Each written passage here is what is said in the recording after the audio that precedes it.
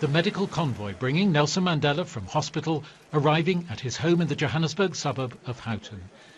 That he was able to make this ambulance journey, frail as he is, clearly a relief to his family, who'd spoken of how keen they were to have him home and would go by the advice of the doctors.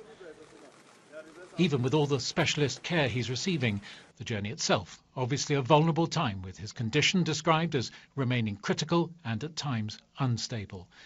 Mr. Mandela had been taken to the hospital in Pretoria from here in the early hours of June the 8th, the emergency brought about by a recurrence of a lung infection. The government says his home has been altered to allow him to receive the same level of intensive care as he received in hospital, and the medical team will be the same as looked after him in hospital.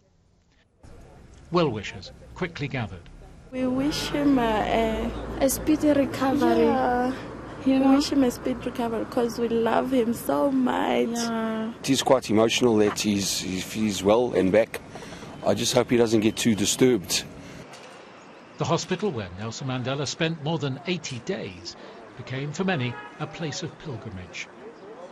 Throughout this, the longest of his hospital stays, people from across South Africa and around the world came to leave messages and flowers by the hospital entrance and to pause and reflect. And the wall of tributes simply grew and grew. Nelson Mandela before the deterioration in his health this year. One of his former comrades in the anti-apartheid struggle, visiting him recently in hospital, described the shock of seeing him physically as a shadow of his former self. But the presidency today said that despite the difficulties imposed by his various illnesses, he, as always, displayed immense grace and fortitude. They also said he will be readmitted to hospital if there are health conditions that warrant it. Mike Wooldridge, BBC News, Johannesburg.